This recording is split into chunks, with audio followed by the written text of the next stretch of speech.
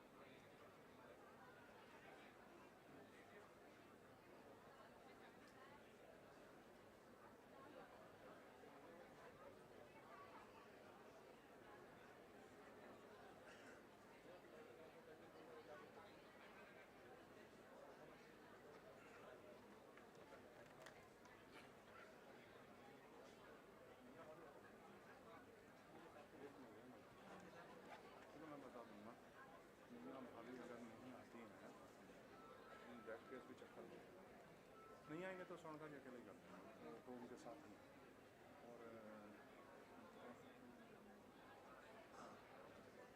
शकुंतला भाभी भी आई नहीं है आर पे ज़रा हरी गौतम से पूछना कि शकुंतला भाभी आ रही हैं क्या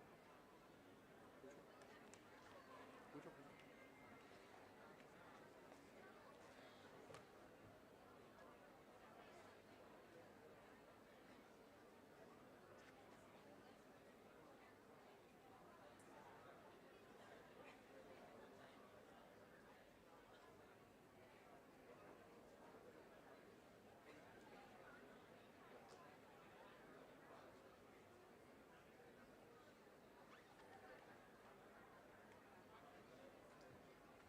बुशरा एक लाइन बोल दिया जितने भी फैकल्टी मेंबर्स हैं kindly they occupy the front seat बोल बोल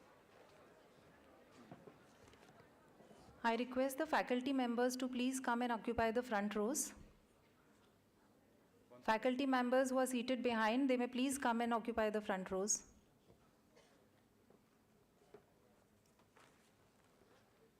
और अगर वो नहीं है तो फिर कोई दिक्कत नहीं है उस पर तो एस के शर्मा का भी बताएगा बस आपको शॉर्ट थोड़ी है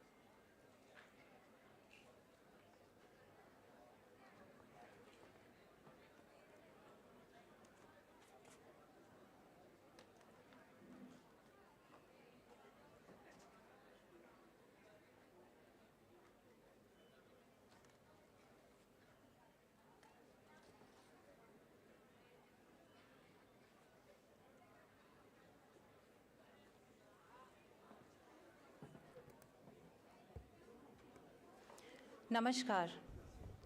A very, very good morning to all.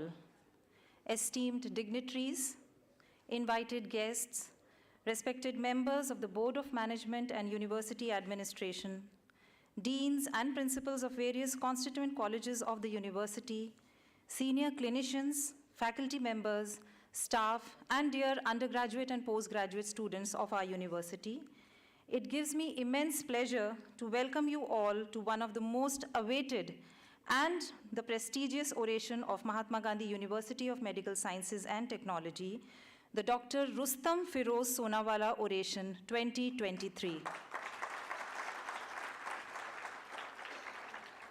On behalf of the Mahatma Gandhi University of Medical Sciences and Technology, I extend a very warm and cordial welcome to our guest speaker and today's orator, Senior Surgical Oncologist and Chairman, CanCare Trust and Head and Neck Cancer Institute of India, Mumbai, Dr. Sultan Pradhan. He shall be delivering the Dr. Rustom Phiroze Soonawala Oration on the topic, Reflections on 50 Years in Oncology. It is our proud privilege to welcome our guiding force, our mentor, the founder chairperson of Mahatma Gandhi University, a living legend, eminent obstetrician and gynecologist of the nation, Padma Shri Dr. R.P. Soonawala. May I request the Dean and Principal, Mahatma Gandhi Medical College and Hospital, Dr. N.D. Soni, and Dr. Raj Govind Sharma, the Professor and Head, Department of Surgical Oncology, to escort the dignitaries to the dais. Please give a huge, huge round of applause as we welcome our guest speaker, Dr. Sultan Pradhan, Padma Shri Dr. R.P. Soonawala. Also join me in welcoming the Emeritus Chairperson of Mahatma Gandhi University, Honorable Dr. M.L. Swankar,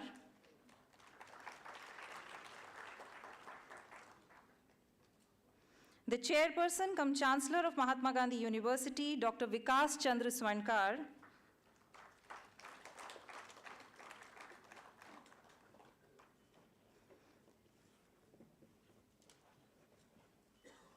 the Vice Chancellor of our university, Dr. Achal Gulati,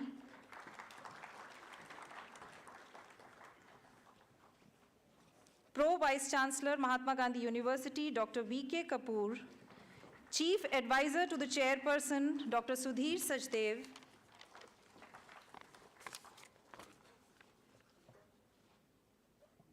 this is a very special occasion for our university, and I think the applause should continue until all the dignitaries take their seats on the dais.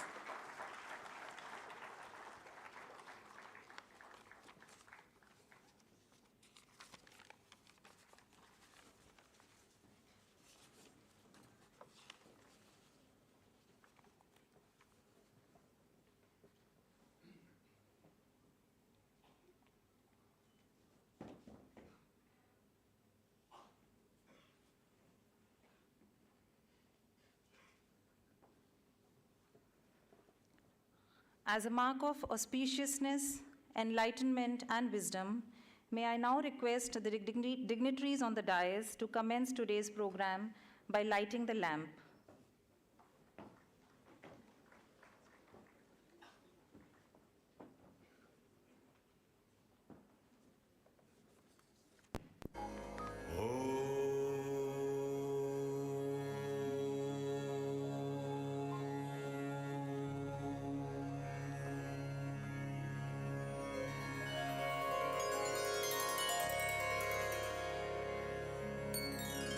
Vakratunda महाकाय सूर्यकोटि समप्रभ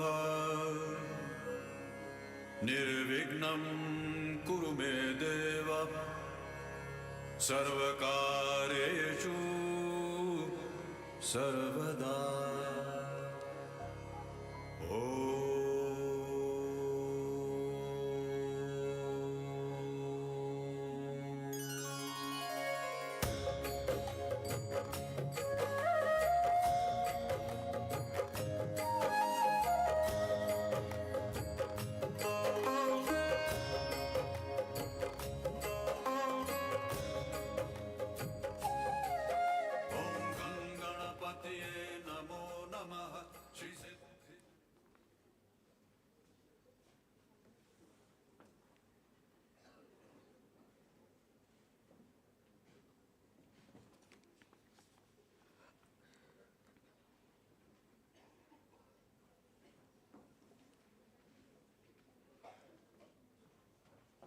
It is time now to welcome our guest by presentation of flowers.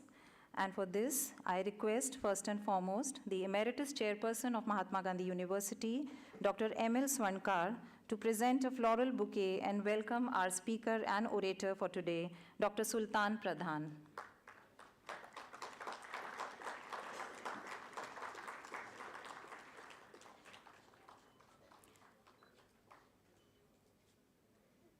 I also request the Chairperson cum Chancellor of our university, Dr. Vikas Chandra Swankar, to present a bouquet and welcome Dr. Pradhan.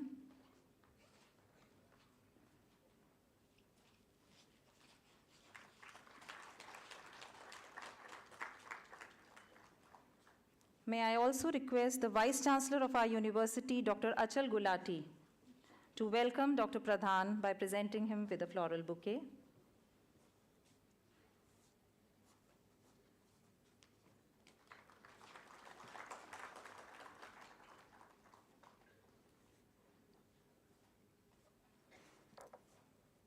Now, I would request once again the Emeritus Chairperson, Dr. M.L. Swankar, and I would also request Mrs. Meena Swankarji, the Vice Chairperson of India Education Trust, to join him in welcoming Padam Shri Dr. R.P. Soonawala.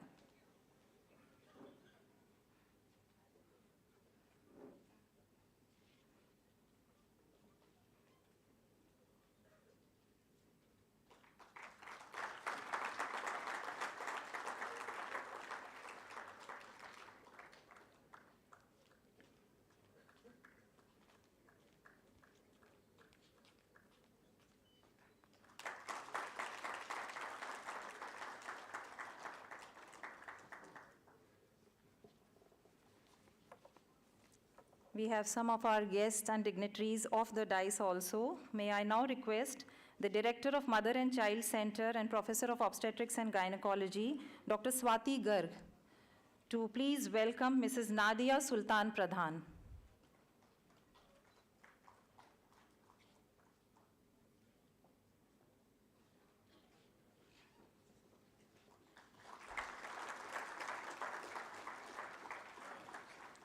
I now request the Professor and Head Department of Obstetrics and Gynecology, Dr. Usha Shekhawat. So ma'am, may I request you once again to please present a bouquet and welcome Dr. Phiroze Rustom Soonawala, who is Consultant Obstetrician and Gynecologist, and he is son of Dr. R.P. Soonawala.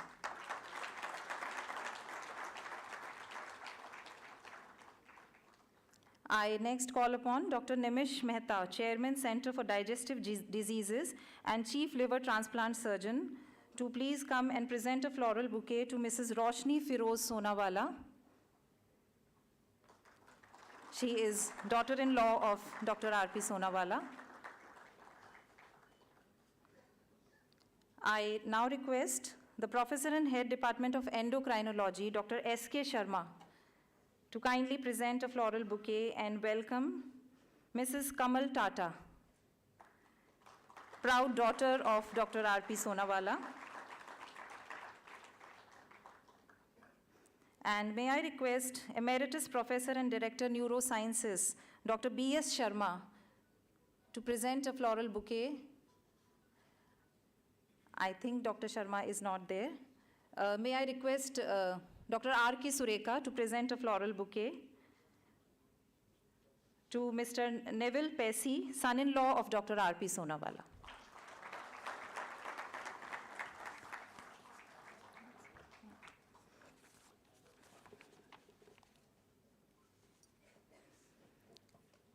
As you all know, we have assembled here to witness an oration that commemorates the achievements and contributions of a legend and is being delivered by another legend on a very relevant topic of medical health.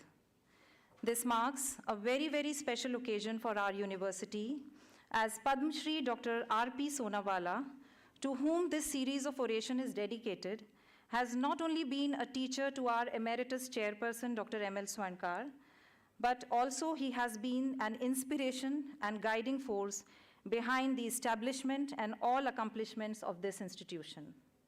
I would like to invite none other than himself, the chairperson cum chancellor of our university, Dr. Vikas Chandra Swankar, to deliver the welcome address.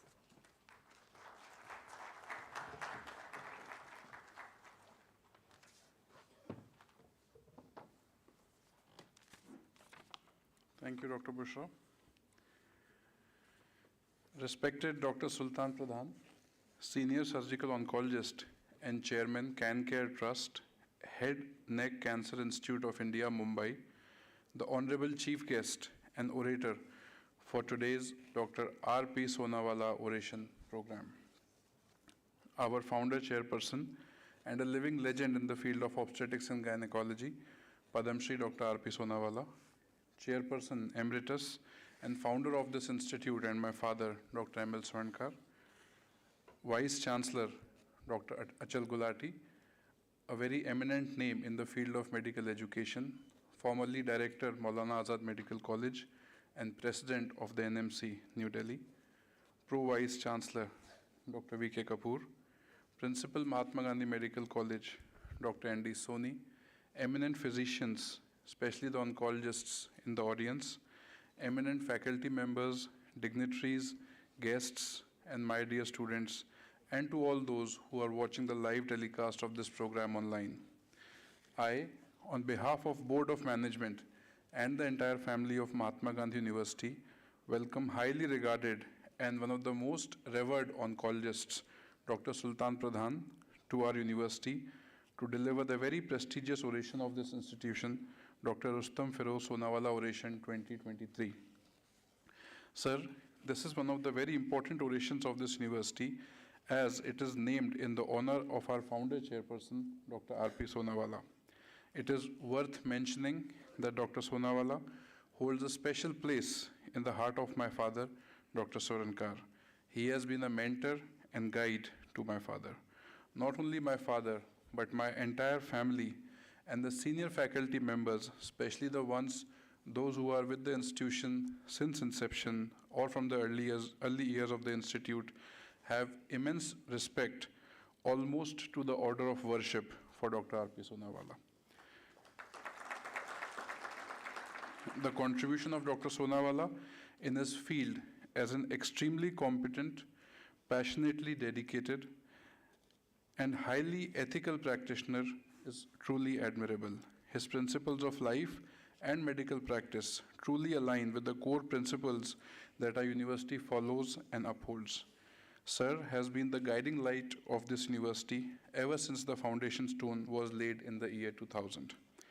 Previous Dr. R.P. Soonawala orations were delivered by very renowned and illustrious doctors like Dr. Farooq Udwadia, Lord Robert Winston, Dr. Praful Desai, Dr. Thempton E. Udwadia, Dr. Ramakant Panda, and the last oration was delivered by Dr. Naresh Trehan.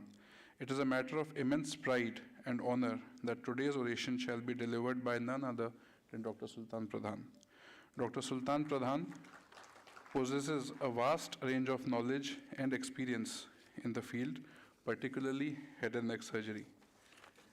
As a distinguished career in surgical oncology, Dr. Pradhan has dedicated more than 50 years of his life caring towards his patients. He has served as an assistant surgeon at Tata Memorial Hospital in Mumbai and Memorial Sloan Kettering Cancer Center in New York.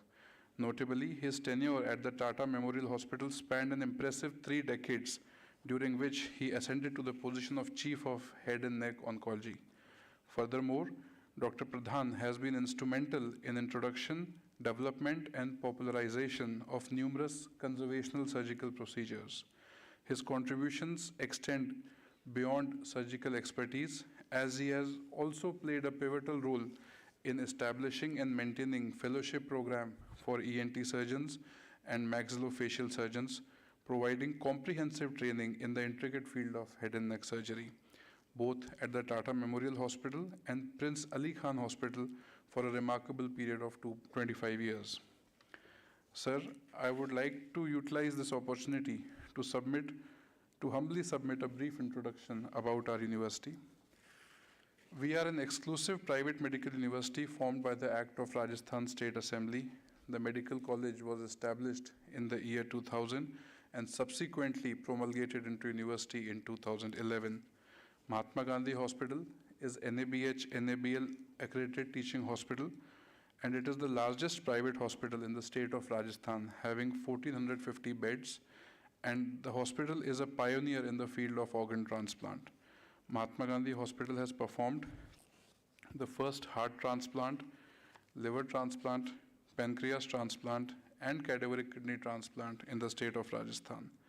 Our renal transplantation program is doing almost 2 renal transplants every day, including the 2-way and the 3-way swab transplants and the ABO incompatible kidney transplants. So far, more than 1,500 renal transplants have been done at this institute. Mahatma Gandhi Hospital has an established live related donor liver transplant program.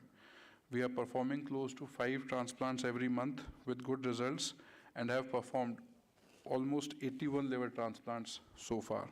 The credit for this goes to our digestive sciences team, encompassing HPB surgery, hepatology, GI surgery, and medical gastroenterology, led by Dr. Nemish Mehta.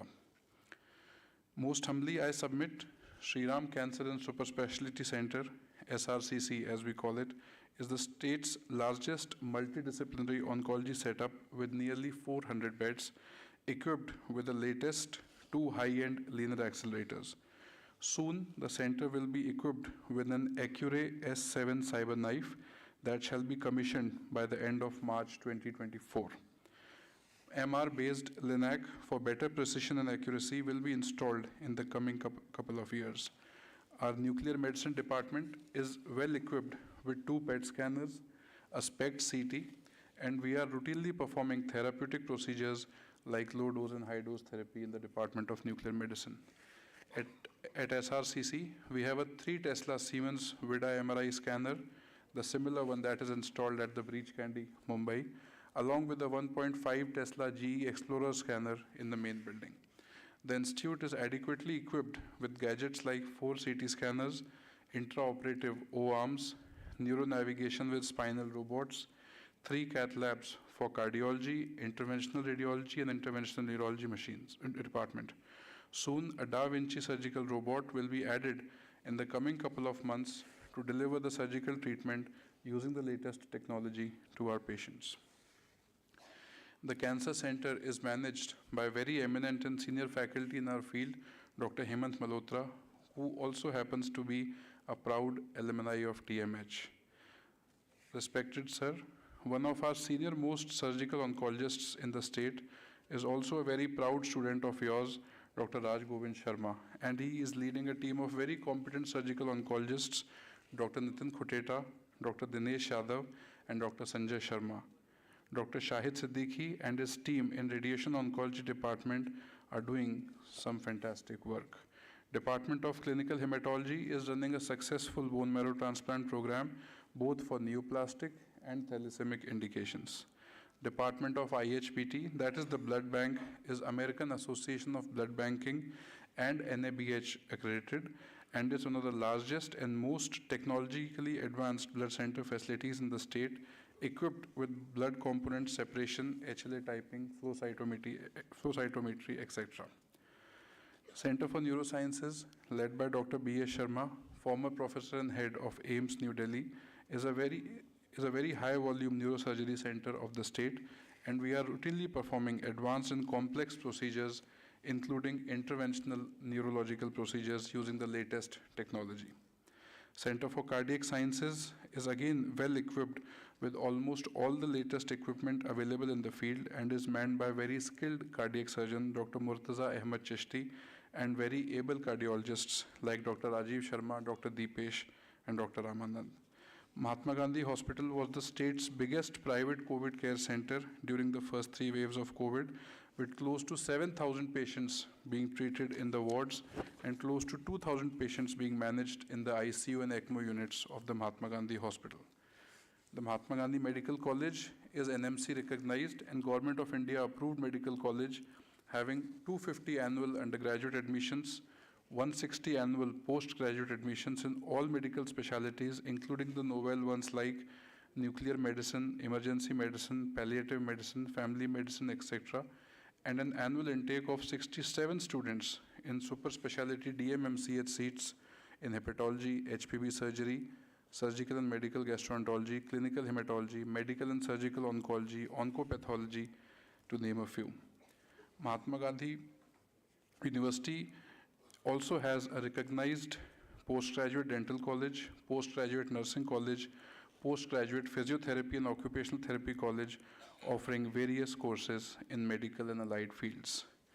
With the grace of Almighty God, blessings of ancestors and well-wishers, and continuous dedication of our faculty and staff members, Mahatma Gandhi Hospital and the Shri Ram Cancer Center enjoy the reputation of being a high-quality, transparent, non-exploitative tertiary care hospital amongst patient population and the society at large.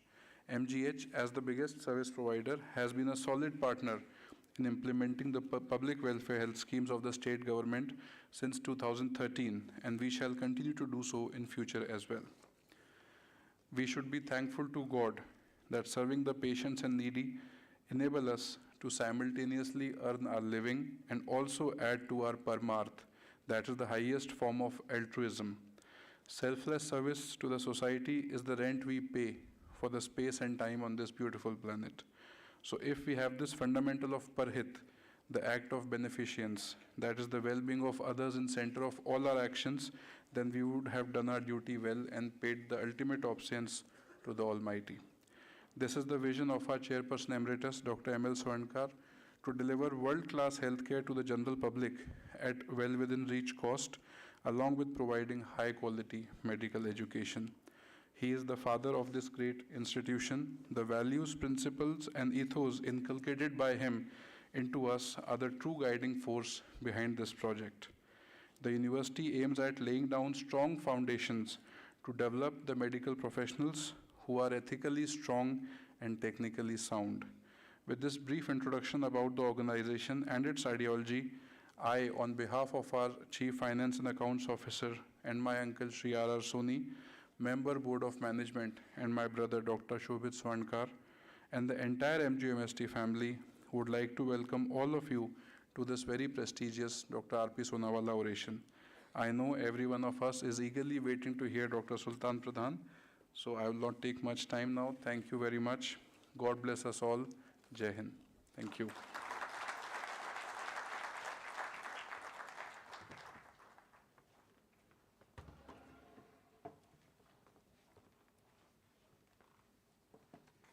Thank you so much, sir.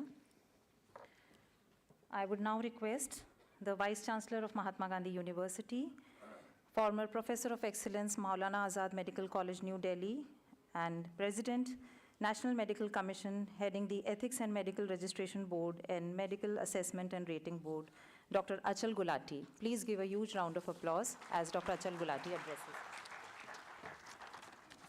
Thank you. We have legends, we have super legends, and we have living super legends. I do not know how many in our life have seen super legends, but today the opportunity is there when we see two super legends sitting on the dais. Dr. Soonawala sir, Dr. Sultan Pradhan sir, Dr. Swankar, M.L. Swankar and Vikas Swankar, my colleagues on the dais, the Soonawala family, Mrs. Pradhan, and everybody. We all have our time machines. Some of them take us back to the past history, some take us to the future. What is in the past history becomes memories. What is in the future, they break us into dreams. Somewhere down the line, dreams and memories merge. And for me, personally, I think today that day has come. Let's go back to circa 1984. I was a young senior resident at that time, just came out of PGI, went to Maulana Azad, and three people came to Maulana Azad Medical College, Dr. Jatin Shah, Ashok Shah, and Sultan Pradhan. And that's the time when I thought, yes, I didn't know what to do after that, after an ENT. So I knew I was going to be a head and neck cancer surgeon. So that was my memory. And today, my dream which came across that I'm sitting by the side of Dr. Sultan Pradhan, the legend which every one of you is here to see. He taught us that a good surgeon doesn't concentrate on technical ability. He also concentrates on appropriateness of the procedure. That's most important. A surgeon teaches how to operate, some teach how not to operate. Both are important. And that's what I've learned throughout by legends like these. Our Honorable Prime Minister has a dream, his slogan, make in India, make by India, make for the India, by India. We have two people over here who much before our Honorable Prime Minister came into the picture had already started on making in India. They made so many surgeons and physicians all over India, make by India and make for the world. How many surgeons have gone across the world being trained by Dr. Soonawala and Dr. Sultan Pradhan? One of them, the living example, is Dr. M.L. Sonkar. So he talks so much about Dr. Soonawala. He divides his career and lifestyle in life into two parts. My life before I met Dr. Soonawala, my life after I met Dr. Soonawala. So that's the sort of power this gentleman has and Dr. Sultan Pradhan has as a surgeon. So a great health sciences institution does more than make history. It makes the future. So you have seen the history. When you came here first in 2000 at the time of the foundation stone laying, it was a barren land. And today that barren land has flourished into this group of institutions so well. I'll share with you, when you enter, there are trees over there. The third tree sapling was planted by Dr. Soonawala. Today it is a huge tree. That is how the sapling which he planted has grown into the tree what Mahatma Gandhi University is today. So, sir, thank you so much for being over here. We are waiting to listen to Dr. Sultan Pradhan. Sultan Pradhan, as an individual, one of the most soft-spoken personalities I have ever come across. I don't think he gets angry. Dr. Nadia, am I right? I don't think he's capable of becoming angry. And you know, as a cancer surgeon, first thing people taught me was to be angry. So, thank you, sir, for leading me over there. Thank you so much. Thank you, everybody.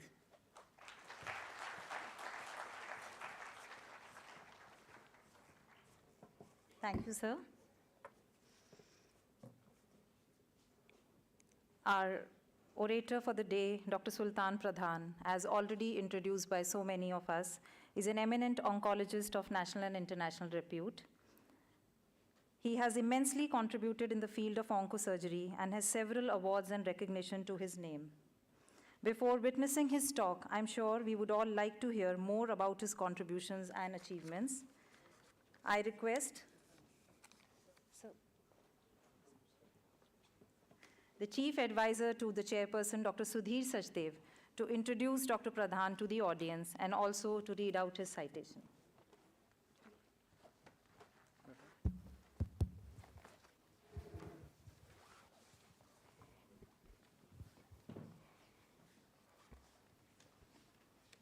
Namaskar. Greetings of the day. In the august presence of living legend in the field of medicine, obstetrics and gynecology, Padma Shri Dr. R.P. Soonawala ji, most respected Dr. Sultan Pradhan, renowned surgical oncologist of the nation, chairman, CanCare Trust and Head and Neck Cancer Institute of India, Mumbai. Honorable Emeritus Chairperson and founder of the Mahatma Gandhi University of Medical Sciences and Technology, Dr. M.L. Sonkar ji, respected Chairperson cum Chancellor of the University and Chairman and Managing Trustee of India Education Trust, Dr. Vikas Chandra Sonkar, Vice Chancellor of the University, Dr. Achal Gulati, Pro Vice Chancellor, Dr. V.K. Kapoor, Dean Principal and Controller, Dr. N.D. Soni, respected Vice Chairperson of the India Education Trust, Srimati Meenaji Sonkar, CEO and Chief Finance and Accounts Officer of the University, Shri Ram Ratanji Soni, Director Hospital Administration, Dr. Shobhit Sonkar, Founder Vice Chancellor of the Mahatma Gandhi University and former Chairman of the University Grants Commission, Dr. Hari Gautam ji, famous obstetrician and gynecologist of Mumbai, Dr. Phiroze Soonawala, and all the invited guests and dignitaries, I heartily welcome you all. It is not a a matter of pleasure only, but also a matter of pride for us that today we have among us the nationally and internationally renowned authority on surgical oncology, Dr. Sultan Pradhan. He has very kindly accepted our request for delivering Dr. R.P. Soonawala Oration 2023. Ladies and gentlemen, it is a great honor and proud privilege for me to present before you Dr. Sultan Pradhan, a surgical oncologist of international repute and a human being par excellence. He would be delivering oration on the topic Reflections on 50 Years in Oncology. Dr. Sultan Pradhan is a leading pioneer in surgical oncology, a gifted teacher, and a hybrid with great insights into basic and clinical research, a medical entrepreneur, and an ambassador of enthusiastic learning. His contributions towards reforms in medical education and health sciences are truly noteworthy. Dr. Pradhan did his MBBS in 1969 and MS General Surgery in 1973 from Mumbai. He has fellowships from the Royal College of Surgeons, the American College of Surgeons, and many others. Dr. Pradhan has been trained at the Tata Memorial Hospital, Mumbai, and Memorial Sloan Kettering Cancer Center, New York. He has served at the Tata Memorial Hospital for 3 decades and went on to be the Chief of Head and Neck Oncology. Dr. Pradhan's major contribution has been in the field of head and neck oncology. He introduced, developed, and popularized a number of conservation surgical procedures, authored 3 books on cancers of the larynx and hypopharynx, with a special emphasis on voice conservation surgery. He initiated and sustained for 25 years fellowship programs for the ENT and maxillofacial surgeons at the Tata Memorial Hospital and at the Prince Ali Khan Hospital. He also assisted the development of head and neck surgical oncology and airway surgery in 3 large teaching hospitals in Mumbai. Head and Neck Cancer Institute of India is the most recent of Dr. Pradhan's developmental endeavors, providing state-of-the-art comprehensive services in head and neck cancer under one roof. Besides surgical oncology, Dr. Pradhan has been involved in a number of healthcare activities, like as faculty of Tata Institute of Social Sciences, where he taught students of Masters in Hospital Administration. As director of Salam Bombay Foundation, he provided his services in conducting tobacco control program in Mumbai schools children. As chairman of Aga Khan Health Services India, he was involved in a number of primary healthcare projects in Gujarat and Mumbai suburban areas. As president of the Prince Ali Khan Hospital, Dr. Pradhan has been instrumental in developing tertiary care health services there. Dr. Pradhan has been honored with numerous prestigious awards, including Vocational Award for Excellence in Cancer Surgery by the Rotary Club of Mumbai, Dr. D.K. Gosavi Memorial Oration Award 2007, and Quimpro Platinum Standard Award 2009.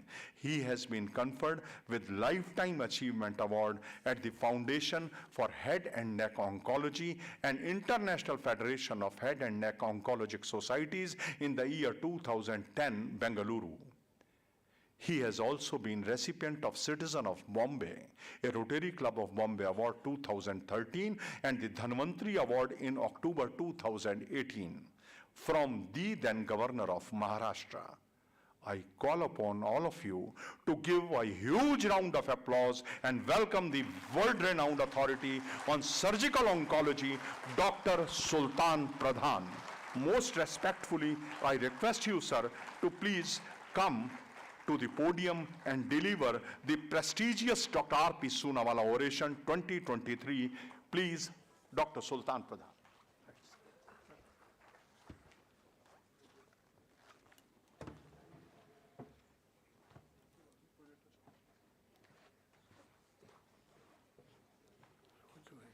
Which one do I? Next. Okay.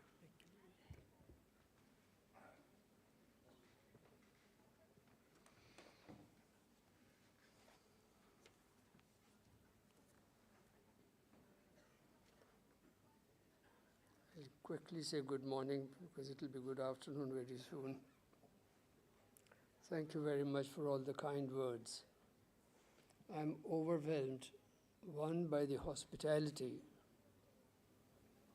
that Rajasthanis give and the hospitality of the Swarankar family. And I'm benumbed by what I've seen today of what the university has come up to and what one man's vision and passion can do. It is unbelievable until you see this. And I wonder whether it's a good idea to show this to people who are enthusiastic in doing something. Because once they see what is possible, they might say, Chodo Baba, ye humse nahi hoga. It's amazing. And I congratulate you for that. I'm truly honored to be selected for delivering the Rustom Phiroze Soonawala Oration.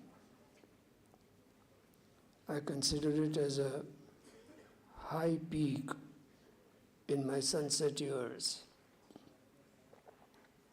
I have great respect and admiration for Dr. Soonawala sir. Every morning, every Wednesday morning at the Breach Candy Hospital, I await meeting sir while our cases are being induced for surgery. He's such a fascinating person, such fascinating stories. It's a pleasure to be with him, and there is kindness all over him, humility. The only thought that comes to you in mind when you see this person is his humility. One of the finest flights that I've had is the Bombay-Jaipur flight. He regaled me with the stories in the flight.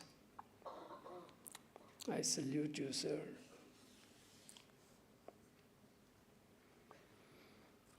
It was not easy for me to decide what I should speak on. 50 years in oncology, starting in 1973, has been a period when I have witnessed the science of oncology make great advances with childhood solid tumors coming within the realm of cure, testicular tumors coming within the realm of cure, a lot of lymphomas and leukemias, now curable, once totally incurable.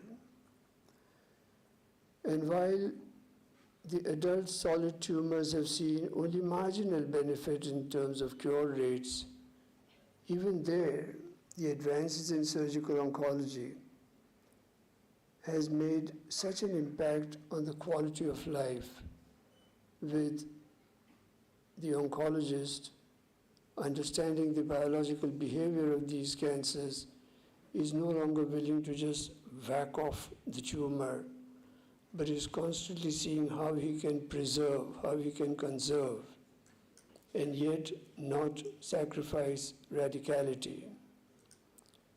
So in all subspecialties of surgical oncology, you will now see the breast being conserved, the jaw being preserved, the larynx being preserved, the rectum being preserved, the bladder being preserved, the limb being preserved.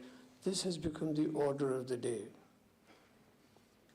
And advances in plastic and reconstructive surgery has enabled more advanced tumors to be tackled, because now they can cover the defects very well and give the patient a decent quality of life. Medical oncology has now really significantly overcome the problem of nausea.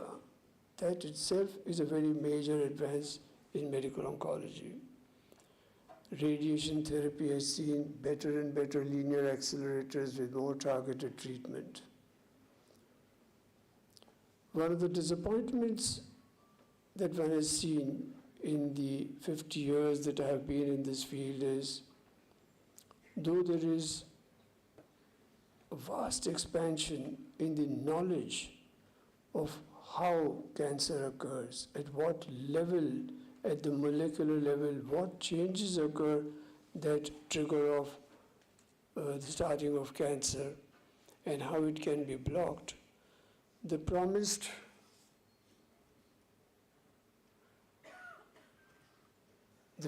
magic bullet is still not coming.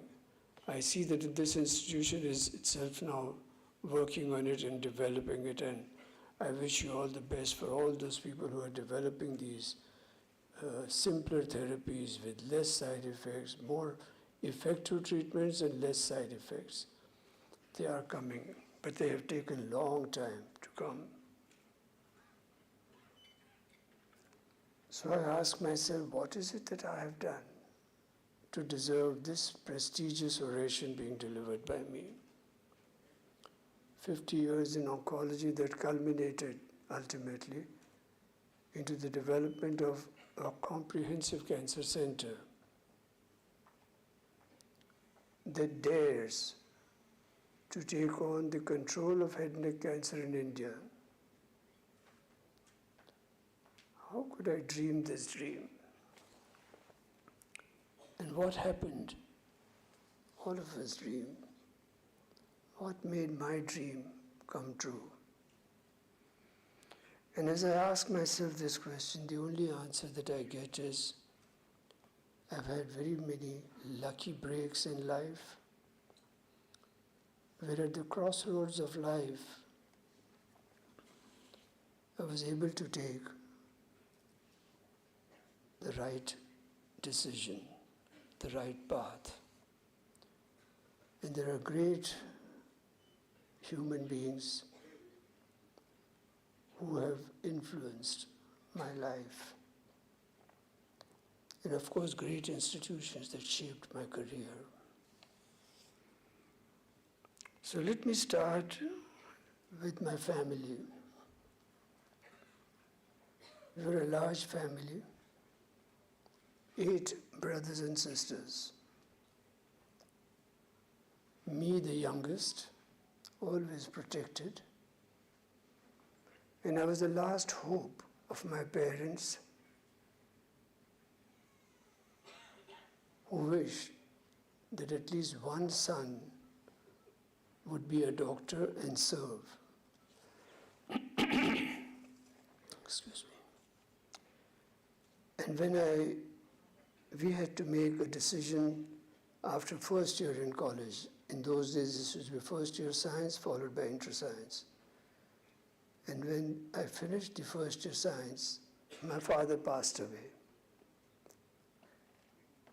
I loved maths. I was extremely good in maths, extremely good in mathematics. And I didn't like bio. I just didn't like biology as a subject. And I was very much wanting to take A group in intermediate science just so that I can do maths. But father passed away, and to fulfill a parent's wish is part of our culture. So with a very heavy heart, when the last rites were being performed, I filled the form for the B group, that is the bio group, and not fill the form for the A group, which was for mathematics. This was the first major decision that I made in life, and went for medicine. As it turned out, I felt I was cut out to be a doctor. I don't know what I would have done as an engineer. The subject grows on you, and this is what I want to tell the younger students of the university. This subject should not be the deciding factor on what profession you will select. see what profession you'd like to pursue or are cut out for. Subjects just grow on you over a period of time, and you find biology fascinating. Then you start getting interested. But to begin with, bio was not my cup of tea. And if choosing medicine was the right decision and a very good decision, choosing my life partner was a very, very nice decision.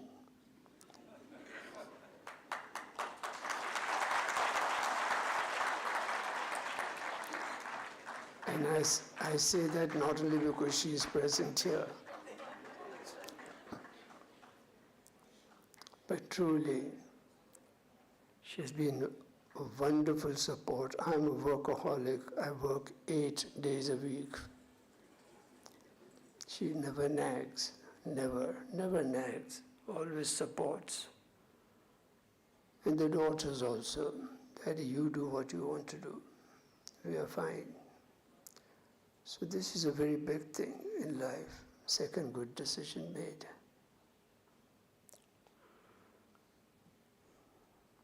Teachers have a very great influence on you, but there are some teachers who have such an impact on you that they just change the way you conduct yourself in life. Not just the career, but just the way you conduct yourself in life.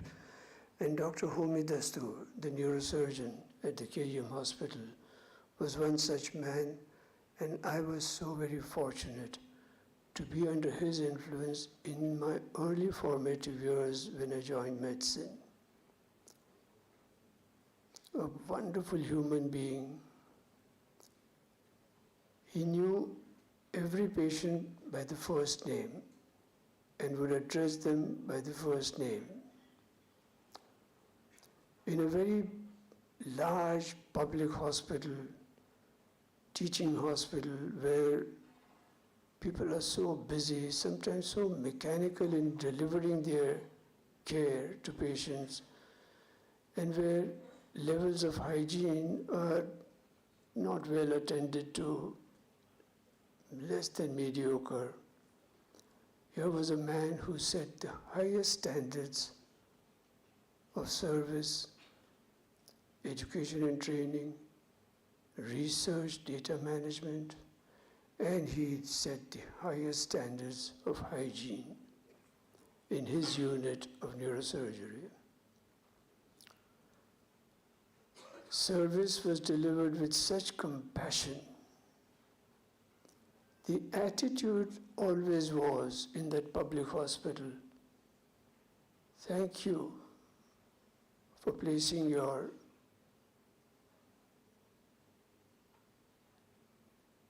care under our, thank you for placing your confidence in us, and we will not let you down. And he would not let you down. He would not let the patient down.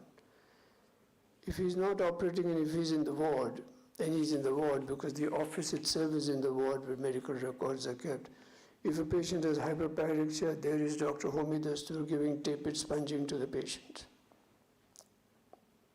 If the patient has fecal impaction, there is Dr. Homi Dastur doing manual disimpaction of the rectum. Discipline was never imposed. It was just inculcated by leading by example. It is under such a person that I had an influence in those early years, and I could see if my father wanted me to be a doctor and serve, I could see here what a doctor should be and what service should be. It was my good fortune that I was trained under him. Institutions, of course, shape you, and very fortunate in those days. If you want to be a surgical oncologist, the place that you want to be in is Tata Memorial. Such a wonderful institution, such enabling environment, and such huge volumes. You finish your MS and you join there, and you're always very You finish your MS and you don't even know sometimes how to hold the needle holder. But this is the place that gives you such confidence. And to work under Dr. D.J. Jasawala, a fine surgeon, a wonderful surgeon and a wonderful human being again, who places so much confidence in you, gives you an opportunity to make decisions. We really grew up in a wonderful environment, and after 3 years of residency at the Tata Memorial, immediately after I completed, I was taken onto the faculty of surgery at the Tata Memorial. And within 2 months of that, granted extraordinary leave to proceed for a full residency training at the Memorial Sloan Kettering Cancer Center. Once again, good fortune, good luck. Who will get this kind of training, back-to-back residency training in 2 great institutions without any gap in between? Well, you learned a lot of the art of surgery and performing major surgeries at the Tata Memorial. At the Memorial Sloan Kettering, you had time to see the why, the when, and the when not of surgery. It's a wonderful training in those during surgery and in the clinical meetings. And we had Dr. Elliot Strong as the chief of head and neck. That was the showpiece of the hospital. We rotated through all the services, but I took extra rotation through the head and neck service because head and neck service at the Memorial Sloan Kettering was the super service, the best service in those days. And to be trained under Dr. Elliot Strong, you really learned now the science of head and neck oncology. Well, you had learned the art of head and neck surgery, you really learned the science of head and neck oncology under Dr. Elliot Strong. So that was really good fortune.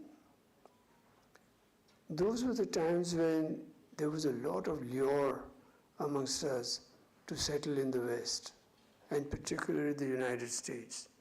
And we had gone there on a green card. The whole world was open. I could have just stayed back. And I did think of staying back. I was tempted to stay back, getting other residencies and senior residencies to then become a consultant. And then, of course, one of my good friends, Dr. Ilaver, knocked some sense into my head and said, "You're mad. You have a position at the Tata Memorial. People would give you anything to get that position. You want to fling that and go through residency program again? Get back." So once again at that crossroad, a good decision was made and I came back. Success always tastes the best amongst your own people. You can be successful in America and you can have the so-called good quality of life, but to be back home and be successful at home is the best thing that you can do. And I did come back.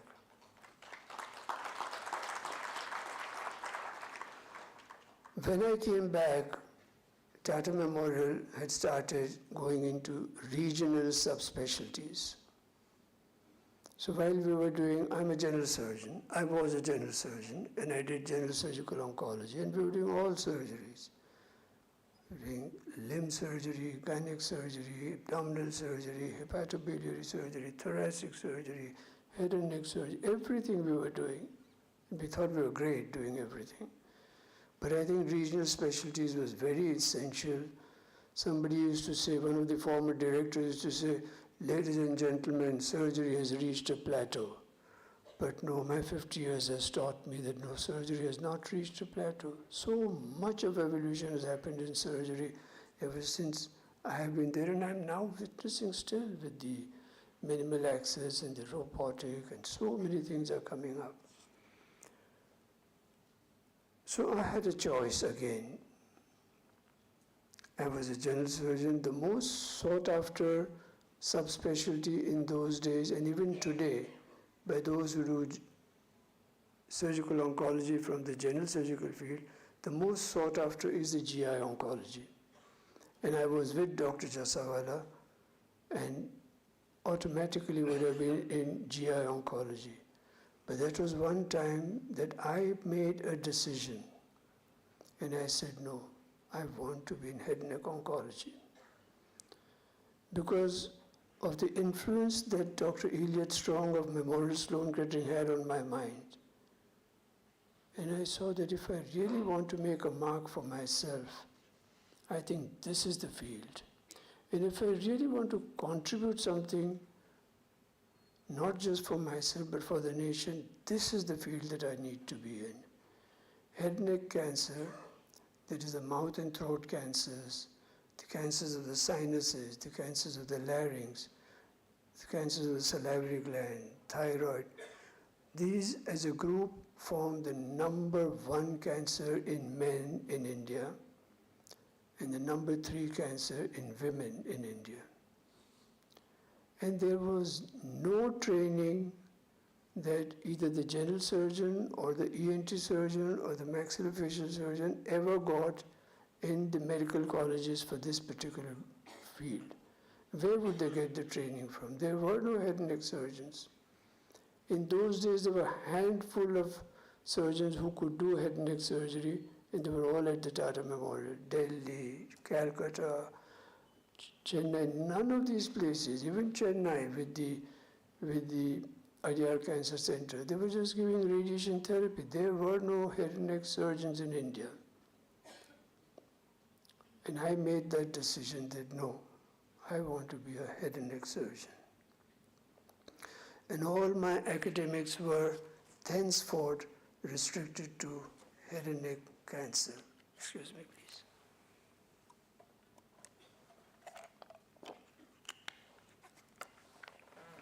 Sorry. I had a feeling that we are dealing with such huge numbers, but we are reading Western textbooks for head and neck cancer, where their series are so small, the numbers are so small. And I think the time is right for us to write up our experiences, because they come from large numbers. To give you just a couple of examples of what I'm saying, at the Memorial Sloan Kettering, I saw they had a very active head and neck service, very active. Majority of the oral cancers were either tongue or floor of the mouth. Rarely would they get a cancer of the buccal mucosa, somebody who would come from India to go there for treatment. But we at the Tata Memorial used to see more than 500 cases of buccal mucosa every year. I saw one paper on post-cricoid cancer. The largest series they had was of 20 cases seen over a 16-year period. And we were seeing more than 100 cases of post-cricoid cancer every year at the Tata Memorial. So who should be writing these things up and setting guidelines? So I started really devoting my time now to developing the subspecialty of head and neck cancer.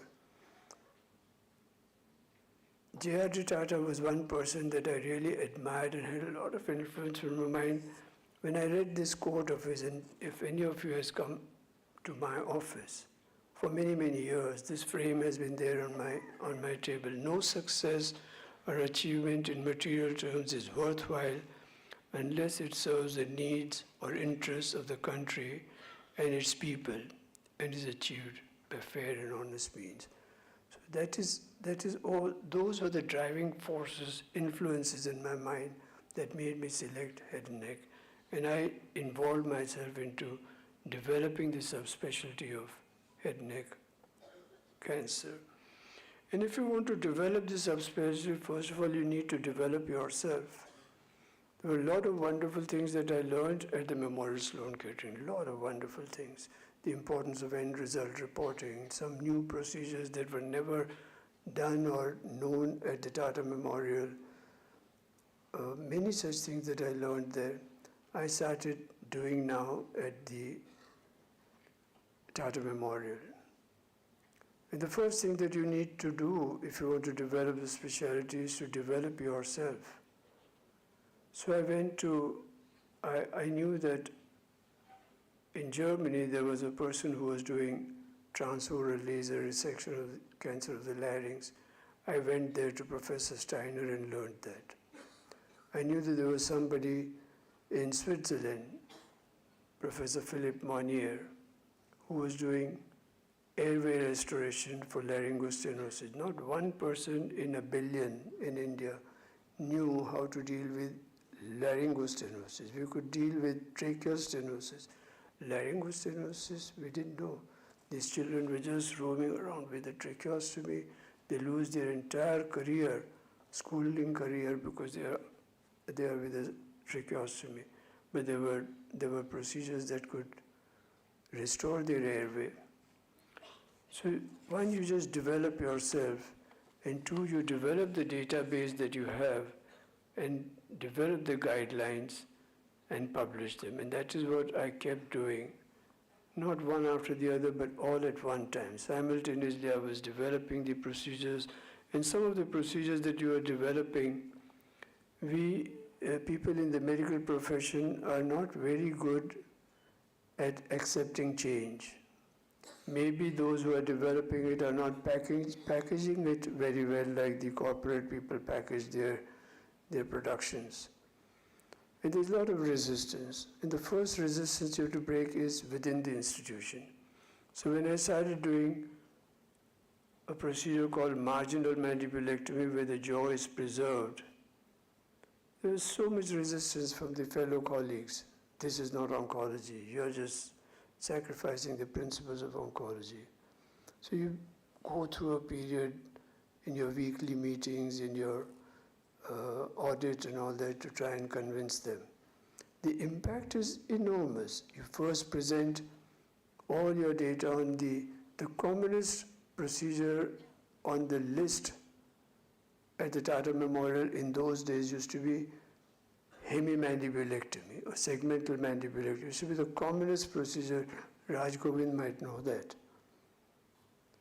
And I just presented that data and showed retrospective data that the bones were just not involved. How many of these you could have saved if you did this procedure of marginal mandibulectomy?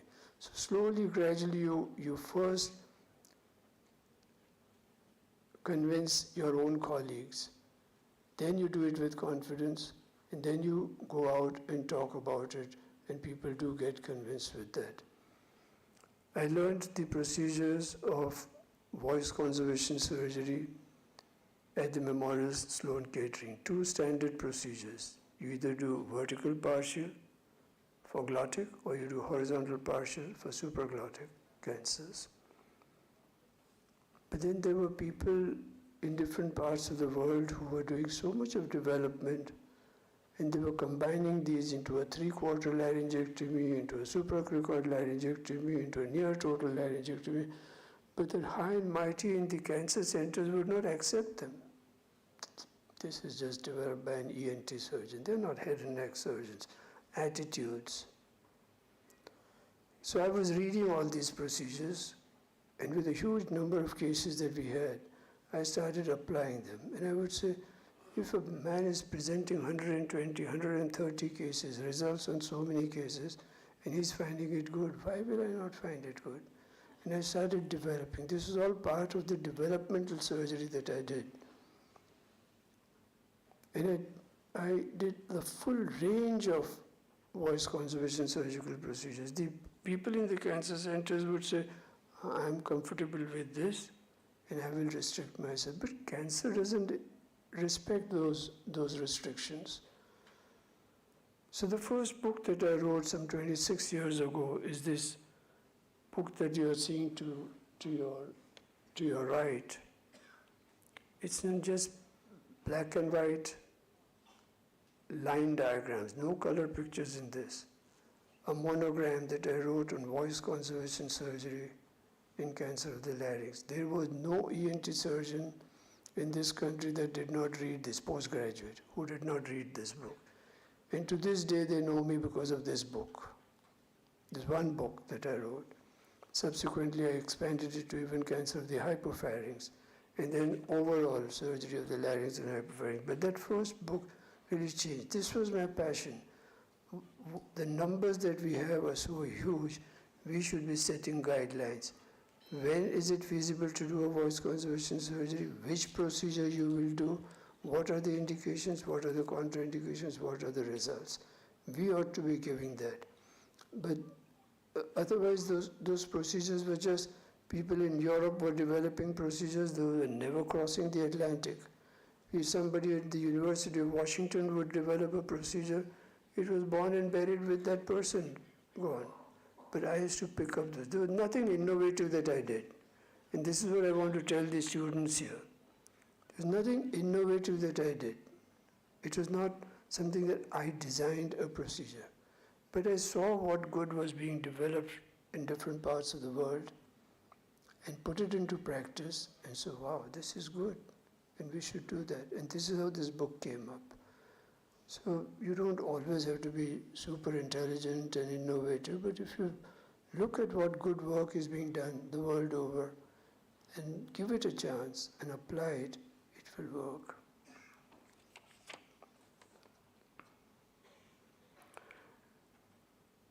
So these are the people that I learned from: Elliot Strong at Memorial Sloan Kettering, Professor Steiner in Germany, Philip Monnier, who then became a close friend in Switzerland. And I skipped all this, is it? Oh, I'm so sorry. And then we went around the country, went to the medical colleges, different colleges. My teacher and senior colleague, Dr. Ashok Mehta, used to take me all across the country. He was very famous at the Tata Memorial, and he would take me, and I would love to go with him. He's still looking younger than me, and he came and visited our institute. But I went around with him, and we talked about this different kind of work that was being done on head and neck cancer. And what this did was it brought about an awakening amongst the head and neck, amongst the ENT surgeons, that this is a specialty we would like to pursue. Before that, the ENT postgraduate never thought of doing head and neck surgery. Nobody ever thought in the late 70s and early 80s and mid 80s, they never thought that they would do head and neck surgery. But after these talks that we kept giving all over the country, doing live workshops, it aroused interest and brought about an awakening amongst the ENT surgeons that yes, this is what we would like to do. And once they want to do that, then you need to find out a place where they can be trained. Tata Memorial was not the place where they could learn, because Tata Memorial had rotating residencies. So generally it would suit only a general surgeon to get into rotating residencies, because what would an ENT surgeon do if he has to rotate through the gynec service or the bone and soft tissue service or the thoracic service? Only general surgeons would fit in there. So the ENT postgraduates did not have that facility. And then I once gave a talk to a group of ENT surgeons, and I said that the only way this problem of head and neck cancer can be addressed in India is if we can develop head and neck surgery within the departments of ENT in our medical colleges. And the moment I said that, there was a spontaneous applause from the audience. Soon after that, I gave a talk at Raipur to a steel conference, and once again the same applause. So I knew that this is an idea whose time has come. Now there is enthusiasm amongst people to specialize in head and neck surgery. And at one such talk, at one of the Jubilee functions of the KEM hospital, I gave this talk, and to my good fortune, there was an industrialist, a philanthropist, Mr. Narottam Sakseria, who was present in that, and he caught on to this, and he came to me and he said, let's do this. This is a good idea. And he supported a fellowship program in head and neck surgery. And for 25 years, continuously, we have fellows in head and neck surgery, both at the Tata Memorial and at the Prince Ali Khan Hospital, and now at the Head and Neck Cancer Institute. Every year, nearly 10 fellows are being supported. Their entire stipend comes from the Narottam Sakseria Foundation. That is the vision that this man has. The entire work of mine in the field of head and neck surgery and head and neck oncology is really a joint vision between Mr. Narottam Sakseria and myself. But he's silently, he doesn't want his name anywhere, he just wants to support this endeavor. And today we have more than almost 100, we have more than 90 to 100 candidates trained in head and neck surgery, but most of them have been absorbed into the private care that has blossomed in these last 2 decades. All across the country, so many private institutions have come up, and these are all absorbed into those. But what we really wanted was, we wanted to develop head and neck surgery in our teaching hospitals, in our public hospitals. Because that is where the poorest of poor get treatment, and that is where the ENT postgraduates will get an exposure to India's #1 cancer. So once again, with help from the Narottam Sakseria Foundation, we started an outreach program to public hospitals. And we have developed head and neck surgery in the Sion Hospital ENT department, the Nair Hospital ENT department, the KEM Hospital, head and neck oncology, as well as airway surgery with the help of Professor Philip Monnier. And we've done it at the BJ Medical College also. And today, if you visit these hospitals, ENT departments, they are able to assess the cases, they are able to operate on them. Initially, I used to go and do it, and do hand-holding. Then, when I got very busy, my senior fellows would go there and teach them, do hand-holding, then just supervising, then just auditing. But these hospitals today have departments within their departments of ENT, they have head and neck surgery. And that is something that is extremely gratifying to me. And this is a letter that Dr. Renuka Bradu, the chief of ENT at the Sion Hospital, has written. And I'll just read it. None of the municipal corporation major hospitals, that is KEM, Sion, and Nair Hospital, had a faculty who were trained specially for head and neck surgery. And then she goes on to say, today, all cases of head and neck cancer are treated at Sion Hospital by our own faculty. We no longer need to refer any patients to the Tata Hospital. The resident doctors are also getting trained in head and neck surgery. They are our future and carry the torch forward. These are extremely gratifying things for me. And the other, Dr. Bachi Hathiram from the Nair Hospital, Dr. Hetal from the KEM Hospital, they've all written similar letters. I wrote a note to them that I'm going for this oration. I want to know, we started this 10 years ago, is it sustained? Is it really benefiting your department, your patients? And all of them have written similar. I just highlighted one of these letters. This is very satisfying to me. But I want to do this across India. And when I was young, I used to really dreamer that I am, that I should spend 1 week of my life every month going and doing it in Patna, or going and do it in Guwahati, or going and do it in Cuttack, or some such dreams I used to have, that just develop head and neck surgery into those places. I can't do that. And then I said, if I can't do that, who will do it? And I know that only an institution will do that. I had a thought. I was privileged to work in the Aga Khan Development Network for several years. And I was the chairman of the Aga Khan Health Services. And once, for a budget meeting that we went to every year, I went with a plan of starting 27 primary healthcare centers in rural Saurashtra in Gujarat. And I thought I will really get a pat on the back for thinking so well.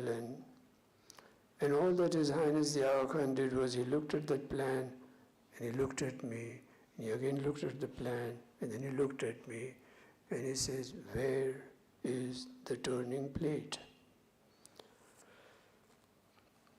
For the life of me, I couldn't understand what a turning plate was, and what did it have to do with preventing dengue and malaria, treating tuberculosis, controlling people's hypertension and diabetes. What is a turning plate? I didn't understand. And then I was taught that if you have a program that is widely scattered, and the program is going to run over several years, you need an institution to do that. Institutions transcend time, transcend people. Institutions are resource bases for these programs. They will develop educational material, they will develop resources for these, financial resources for these programs. By just wanting to have 27th primary healthcare centers, you will achieve nothing. They'll just peter out over time. But I want to do this all across India. And that is the reason why I thought of developing the Head and Neck Cancer Institute of India. And it is a comprehensive cancer center. It can treat all cancers, but I chose to keep it as the Head and Neck Cancer Institute of India because I wanted it to have a certain mission. People do all sorts of great things. I want to do this small thing. My life and my purpose is only about head and neck cancer. Let this institute address all aspects of head and neck cancer. Developing surgeons, developing palliative care, developing preventive promotive care. All aspects of head and neck cancer have to be addressed, and do it in a way that it becomes a role model for the country to adopt. You can't solve the country's problem, but develop it in a manner that it becomes a role model for the country to adopt. And that is why we called it the Head and Neck Cancer Unit of India, because we want to address the problem of India. And that is where we are. So what do I want this institute to do? I want it to provide health care at affordable prices. And when I say affordable, is a very vague term. So we decided, we took a conscious decision, it should be at the prices that Tata Memorial offers its services in. So you can't have it better than that. And we want to do training for people who are interested in this. We want to develop head and neck cancer departments in our public hospitals wherever they express interest, and people do express interest. We want to do research that is appropriate for our problems. But we also want it to be an ethical institute, an institute that has compassion, not just service, not just education and training and service and research, but also compassion, ethical practices. We want that. And I have a wonderful team here. If you see, amongst those who are sitting there, the one to your right is Dr. Kannan. He has been working with me for 35 years. And he's the finest head and neck surgeon, finest. If he says, sir, ye nahi karna, isko haath nahi lagana, you better don't trust your MRI, trust his judgment. His judgment is so good. We have the 3 founding trustees of the CanCare Trust. Myself, on either side of me, Dr. Ilavia and Dr. Roshni Chinoy. And we have Dr. Prathamesh Pai, many of you will recognize him. He's one of the finest, today's best head and neck surgeon in India. He used to be my student. He was one of the Saxelia Fellows and then rose to become the chief of head and neck at the Tata Memorial and has now taken on the responsibility of being the director of the Head and Neck Cancer Institute of India. I wanted a young practicing oncologist to head the institution, not an administrator. And we have Dr. Azmat, the plastic surgeon, and we have 2 or 3 levels under that who are very, very good. They're not here in this photograph, but we have, so these youngsters will carry the institute ahead.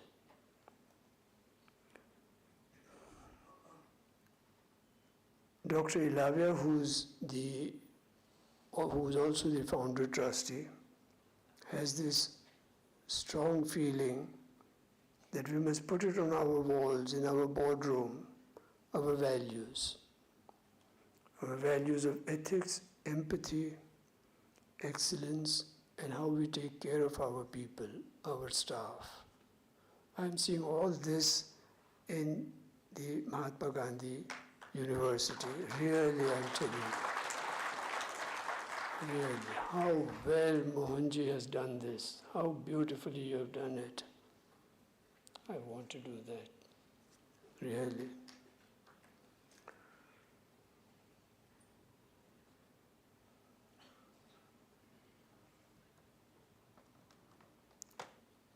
Without these values, I think this institution has it has no value. These values have to be there.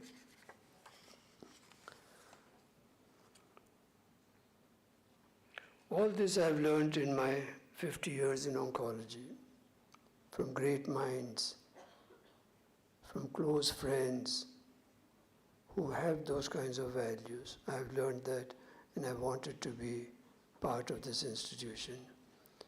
And of course, right here we have in Dr. Soonawala such a character who has humility and kindness in him, such a great achiever.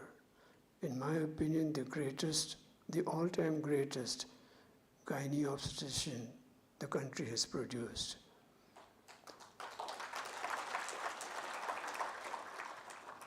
And he embodies all these values. He's an emblem of all these values. And that is what we want to leave behind for posterity. Thank you.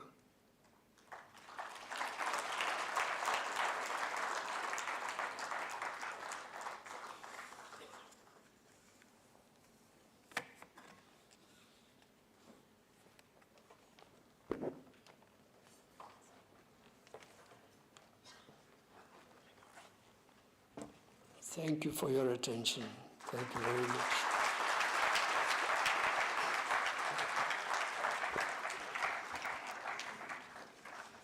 This was absolutely overwhelming. Thank you so much, sir, for sharing your experiences and your exemplary journey of success and service to the nation and mankind. Please give a huge, huge round of applause. Sir, you are a true inspiration for the new generation of aspiring clinicians and oncosurgeons. As a mark of honor and a gesture of our gratitude, it's time now to felicitate Dr. Pradhan. So that is the impact of your talk, sir, that without a request also the audience are already giving you a standing ovation. For the felicitation, I request, all the dignitaries are already there on the stage, to present the orator, Dr. Pradhan, first and foremost with a bouquet and a shawl.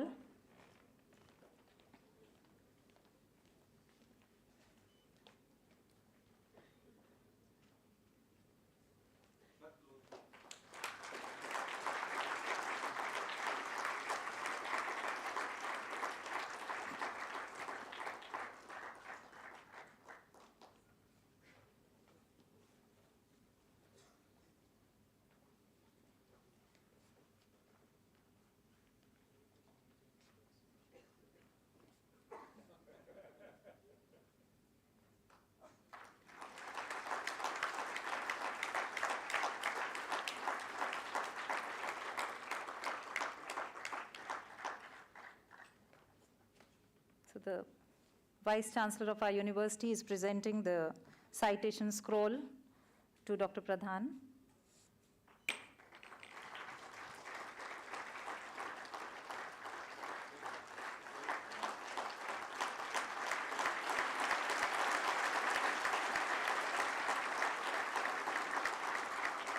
May I request you, sir, also to present a Shreepal.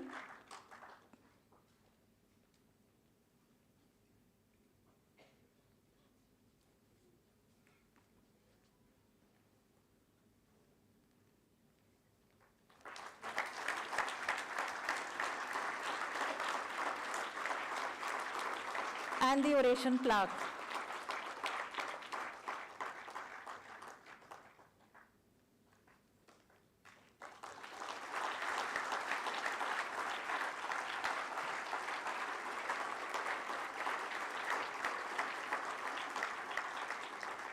एक बार और जोर से तालियां. Thank you so much, sir. I request Dr. Swankar sir to also present the honorarium.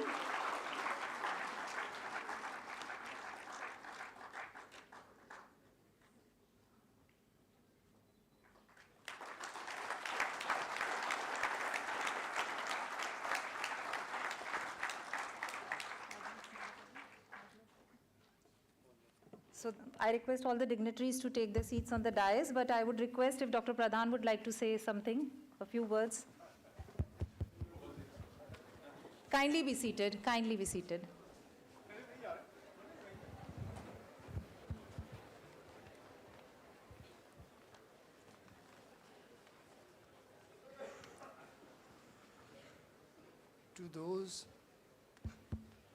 To those who expected humor, I know that I'm a great disappointment. I can't do that. I just have to be myself. A lot of the speakers that they told me have preceded me, I know they're just wonderful, just wonderful. Temton Udwadia, Praful Desai, Farooq Udwadia, even Trehan. I think they're just wonderful. I can't do that. I can't do that. I'm just a very serious man. Very serious person. So thank you for bearing with me.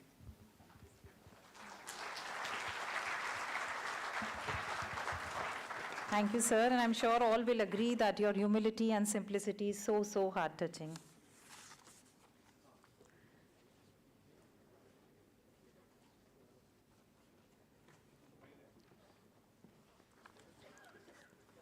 So now, it's time to witness the address from a very great teacher, a great teacher who not only imparted knowledge, but also inspired to bring about a change. So amongst your huge round of applause, I humbly invite and welcome Padam Shri Dr. R.P. Soonawala to address us on this occasion.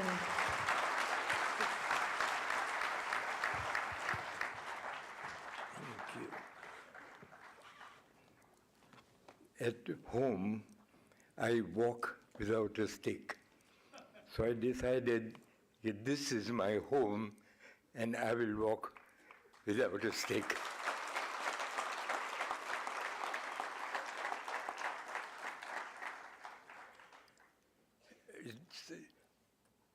Dr.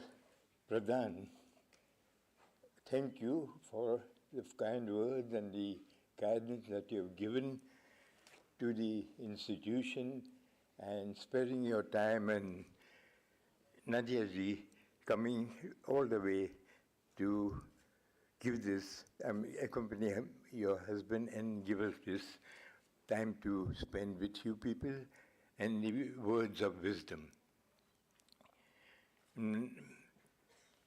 I would like to say a few words. I don't know how long I'll talk, but it won't be long, to the undergraduate students first. In the 50s, when I joined medical college, the choice was you become a physician, you become a surgeon, and gynecology and obstetrics was considered as a third choice if you don't get into the other two. If your luck was really bad and you couldn't get into medical, then you would join dentistry, which is a part of medical, of course. And of course, if not that, you become a veterinary surgeon. So those were the days where there was hardly any specialization. It was only in the last 75 years a complete change has taken place. So for the medical students, what I would like to advise, that now specialization is to such an extent that in gynae field, you can be an infertility specialist, you can be a laparoscopy specialist, you can be a robotic surgery specialist, you could be. So whatever you like to do, select that. Because if you work with your heart and full passion, you'll be able to deliver the goods. You don't become a doctor with the idea that you want to earn more money. And doctors do earn sufficient, comfortable lifestyle, but don't compare yourself with the industrialists. In life, always don't look up to people who have more than you. Always look down to people who have less than you. And you'll be always be very happy. Health, wealth, and happiness. If I was given a choice of selecting any two, I would definitely say health and happiness are the two main things in life. What is the importance of health if your health is not good? And we as doctors are not only responsible to look after the health of the public, but I would really appeal to you, look after your own health also. Timely food, good sleep at night, and exercise are very important to keep yourself very fit. That is one message I wanted to give. The second message is that most of the things now are teamwork. Single persons making a big impression and achieving a lot is still there, but very, very remote or very few. A good teamwork always works, and a good leader gives the opportunity for the capable members. All individuals can't be equal. Some have little more capacity to do good work, to think forward, and that's why always encourage a good team with you. So even in the mainly obs-gynae practice, what I would like to tell that you have to have holidays, you have to go out, and maternity is a 365-day job. Baby waits for no one. So you have to be there like a firefighter to be on call all the time. So make a good team so you'll be able to have your time, a good time for yourself and your family, and that is a necessity also in life. Traveling, seeing the different countries, different cultures, it's not just your work that you have to do. To the students, the last message, respect your teachers. Your teachers are devoted, they really impart good knowledge and information to you. Do always respect them and respect your parents in life. That is very important. The Indian culture of respecting the parents is a very, very wise thing. In Western countries, as soon as the child becomes 16, 17, or 18, the parents are keen to push them out of the house. You'll be surprised. And then they say, now find your way. You have given you education, find a job, and look after yourself. Well, in Indian culture, even when the child is 60 or 70 years old, the parents will keep on looking after. And between the two, a good balance should be achieved. To the institute, what I would advise, or my thoughts, I'm just saying, not advise, preventive medicine is the medicine of the future.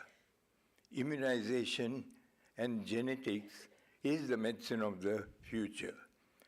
So all preventive programs in obstetrics, in cancer, early detection, cancer can be cured. So that all the preventive aspects of medicine, the Institute should mobilize to make it available to the people of Jaipur, not only Jaipur, Rajasthan, not only Rajasthan, but to the people of India. And that will be something which many institutions have not yet picked up, that annual checkup and a good blood cardiogram, X-ray chest, or a sonography annually is a necessity for everyone after a certain age. And make it affordable. Make it affordable. Our country has got a great advantage. As an individual, the Indian mind is superior to any other culture. But what we lack is good documentation, good research, and coming out with a lot of things, which is happening now, which was not happening 20, 25 years ago. All the research, everything was coming from the Western countries, but the present trend of research is also coming into our country, and we have got a big, big scope, big scope. Believe me, the number of cases that you have at Tata Hospital or at Dr. Pradhan's hospital outbeats any other hospital in the world. And because of that number, our experience is amazing. And we have to take advantage of documenting it well and publishing research papers which would be beneficial to the world. And I did mention about your individual health. Please make sure our body works like a clock. There is a time to sleep, a time to get up, a time to have breakfast, a time to have lunch. As a doctor, you can never observe that because your time is not your own. But at the same time, try to Maintain that as best as you can. You cannot one day have 5 hours sleep and next day 8 hours sleep and then 2 hours sleep. So that whatever you can in your free time, a proper sleep and a proper time for good food, and of course, exercise is the most important thing to keep your joints supple and working. Simple exercise. I know time is very short. I can't take over more time. I wish you all lots of happiness in life, which is the most important thing. A person can be happy with half a cup of tea. A person may not be happy with a full cup of tea. So it is your attitude in life to look at everything with a happy angle. And believe me, you will be always having a smiling face. So I wish you all keep a smiling face, keep doing good work, and make your life a great success. And our country has got that scope. We will definitely achieve it. I thank the organizers, especially Mohan. I think 40 years or more, we know each other. I greatly appreciate with what he has done.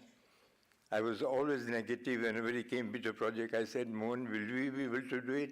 Yes, sir. We will do it. And that attitude, now you see the result. It's an achievement which required a sort of a dedication and a full confidence in your own self, and a good team around him which has achieved what Mahatma Gandhi has achieved at the moment.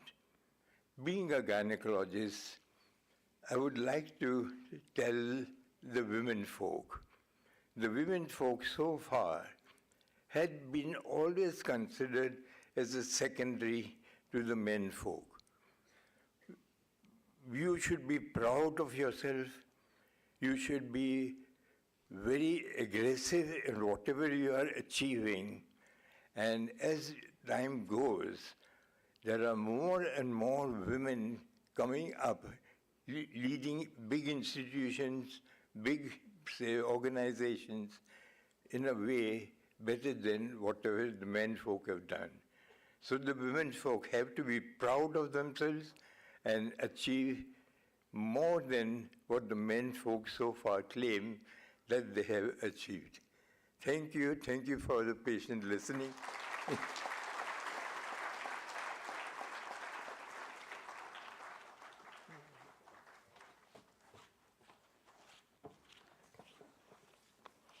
Thank you so much, sir, for your blissful words. May I request you to give a standing ovation to our mentor, our guiding force, Padam Shri, Dr. Rustom Phiroze Soonawala.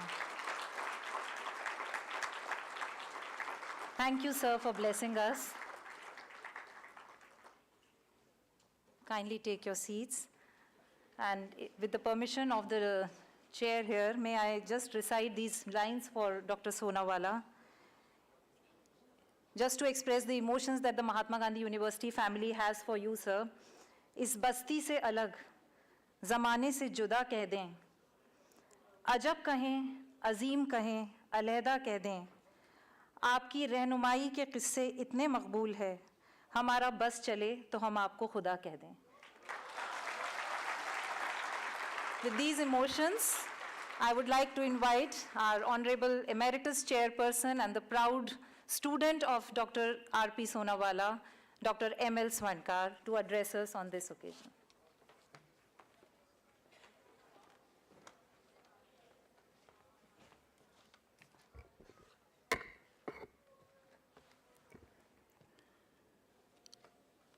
सभी को मेरा प्रणाम, नमस्कार, अभिवादन। आज दो living legends stage पर हैं और एक living legend doctor Hari Gautam ji audience के बीच में है। तो मैं इनका जितना भी धन्यवाद करूं. I have no words to express my gratitudes towards Dr. Sultan Pradhan. The way he has given the lecture, I think technically you can speak anything about this subject, but he wanted to inculcate the ethics and values of medicine, how we have progressed in last 50 years and what is the future journey. So until you value those things in the mind, I don't think we can progress further. In a way we should. What Honorable Dr. Soonawala has told, that health is most important. वैसे भी हमारे यहाँ कहते हैं प्रथम सुख निरोगी काया. This is what has been said in our scriptures also, in Vedas also. Shariram adyam khalu dharm sadhanam. If your health, if your body is fit, this is the first thing, first requirement to do or to perform any dharma, means any duty in the life. So you have to be fit. For the fitness, what he has said, who is just like my father, my guru, is already said by our ancestors. Lord Krishna in Srimad Bhagavad Gita has said, Yukt ahar viharasya, Yukt cheshtasya karmasu, Yukt swapnav bodhasya, yogo bhavati dukkha. If you follow yukt ahar, upyukt habits, I mean moderation habits in your ahar, means in the diet, food habits, good diet. Bihar, you're in lifestyles. Whatsoever lifestyle you are living today, if you are moderate in that, you are careful, conscious about that. Yukta cheshtasya karmasu, or if you are very careful in whatever duties you are supposed to do, you are doing with full passion, पूरे मनोयोग से, जो या तो काम करो मत, करो तो पूरे मनोयोग से करो. Irrespective of the responsibilities given to you, you should do that. This is what Dr. Sultan Pradhan has talked just now, and he, both of them, they are following, they are the living examples, living their life and practicing these things in their life. Yukt swapna vodasya. Time से सोना, time से जगना. आप 6 से 8 घंटे की नींद लेना है तो लेना है. इसको वैसे भी अपने बायोलॉजिकल क्लॉक सर्केडियन रिदम होती है. If you go early to bed, early to rise, have a 6 to 8 hours sleep, then of course you will be much more healthy and you can serve the population in a better way, or you can do your job in a better way for the society.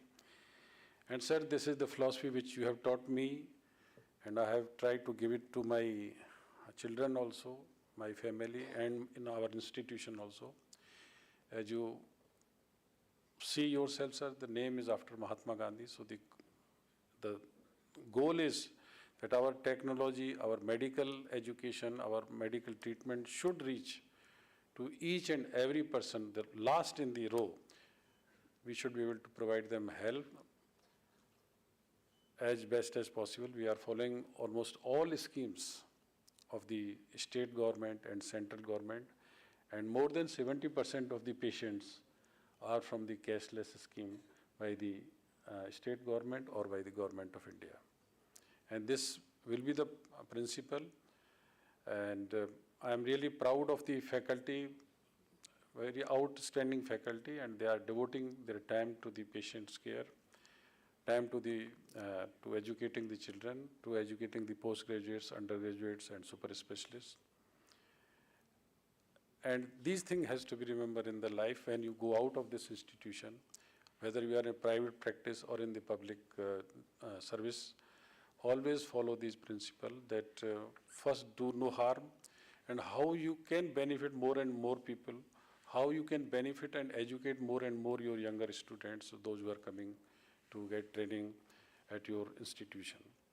So this is the whole purpose, sir, and I assure you on behalf of Mahatma Gandhi University of Medical Science and Technology, on behalf of our Chairman and Chancellor, Dr. Vikas, that we will not leave any stone unturned to achieve the goal to give the best possible in medical services, medical sciences to our nation and to the world as best as possible. This is what we dream.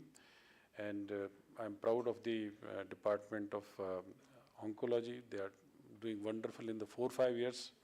They are on the map, not only in Rajasthan, but in India. Similarly, in the hepatology and liver transplant, kidney transplant, heart surgery, heart transplant, and various complex heart surgeries and cardiology. So almost all departments, they are doing wonderful job. Again, in the pediatrics, we have Dr. Ashok Gupta, and I'm sure that because I measure the progress of the nation of society by the what respect and what care you take for the mother, ladies, or and the children. If the health of the mother and child is good, then that means society is progressing towards a better society.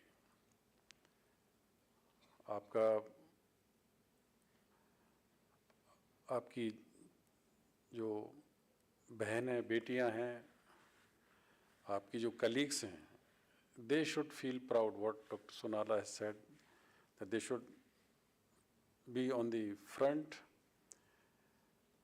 and it is our duty to encourage them, to protect them. That's the important thing. आप जहाँ पर भी रह रहे हैं, यदि आप ladies को रेस्पेक्ट नहीं करेंगे, तो I don't think you can achieve heights in the life.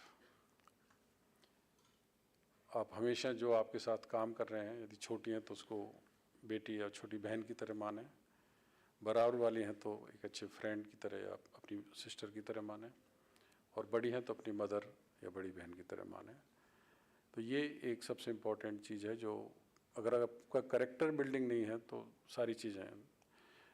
Ravan के पास सब कुछ था, wealthiest person, most knowledgeable person, but he was not having character, and everything lost.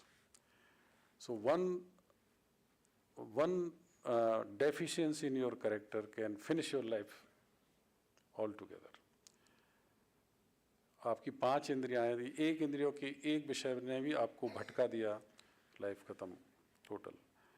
So this is what I wish to say. I will not take much time. Already a lot has been spoken by honorable speakers, and we are really, sir, privileged. I have not heard such a wonderful lecture full of ethics and full of your journey. And I think there must be many persons who will try to follow this in your life, in our life, in their life. Dr. Sultan Pradhan ji, I want to thank you very much.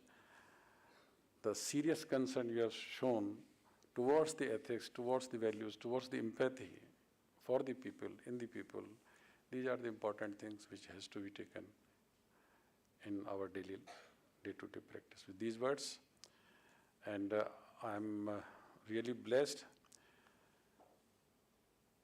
मेरा कोई पूर्व जन्म का, in my past life, I have some association, maybe as a son or as a brother with Dr. R.P. Soonawala. And for 40 years, more than that even,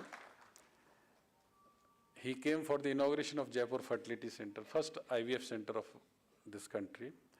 And sir, in 90s, I wish to humbly submit that we are almost for a decade #1 IVF center of the country, performing more than 2,000 cases per year with the 25 to 30% success. And of course, then diversion took place. So he has been very lucky for me. On all occasions, he has been there, right from this medical college, stone laying ceremony, foundation stone laying ceremony, inauguration ceremony, decade celebrations, all Independence Day, all the Republic Days. He's always there.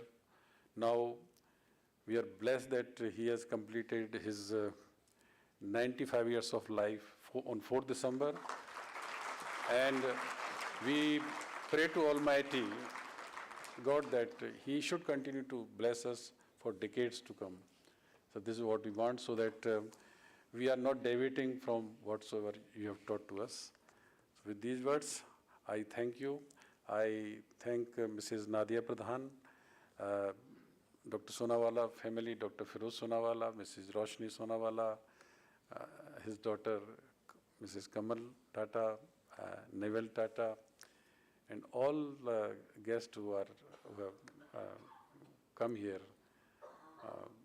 I express my gratitude from core of my heart. Thank you very much, sir.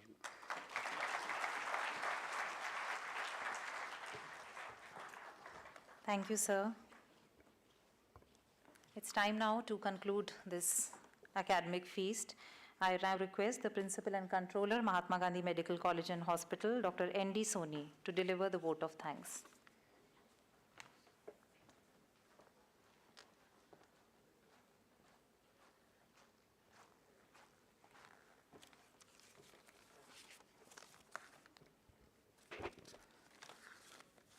Most revered Padma Shri, Dr. Rustom Phiroze Soonawala Sahab, eminent obstetrician and gynecologist of the nation, and founder chairperson of the Mahatma Gandhi University of Medical Sciences and Technology. Honorable Dr. Sultan Pradhan, senior surgical oncologist, chairman CanCare Trust and Head and Neck Cancer Institute of India, Mumbai.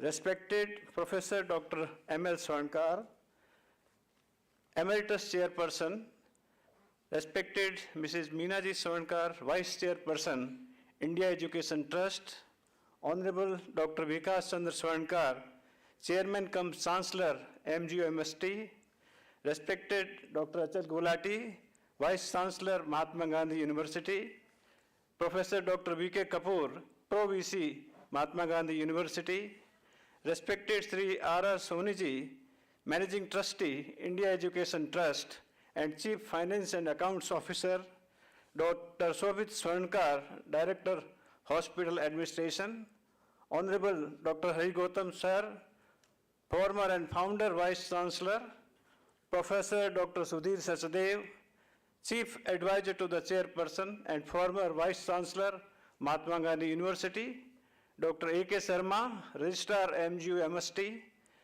Dr. Raj Govind Sharma, Professor and Head, Department of Surgical Oncology, all the honorable members of Dr. R.P. Soonawala, Madam Sultan Pradhan, all the members of Board of Management and Academic Council, all the principals and directors of all the constituent colleges and institutions of the MG University, all the respected faculty members and doctors, all the administrative, nursing, paramedical and other staff, all the resident doctors and dear students, all the dignitaries present here, all the persons watching this oration live, and all the honorable invited guests.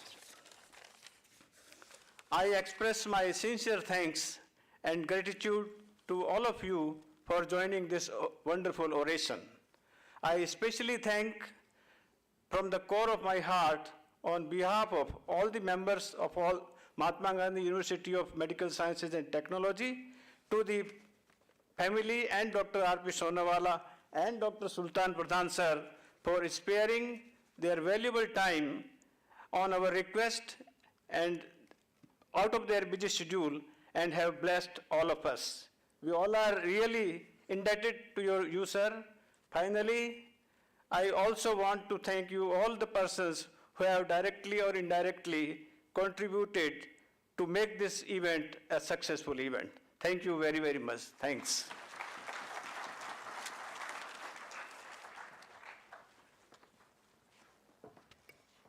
Thank you, sir.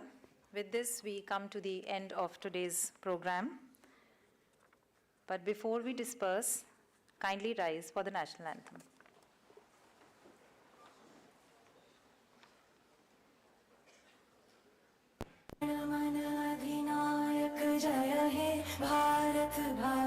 विधाता पंजाब सिंध गुजरात मराठा द्राविड उत्कल बंग विंध्य हिमाचल यमुना गंगा उच्छल जलधि तरंग तब शुभ नामे जागे तब शुभ आशीष मांगे गाहे तब जय गाथा जन गण मंगलदायक जय हे भारत भाग्य विधाता जय हे जय हे जय हे जय जय जय जय हे.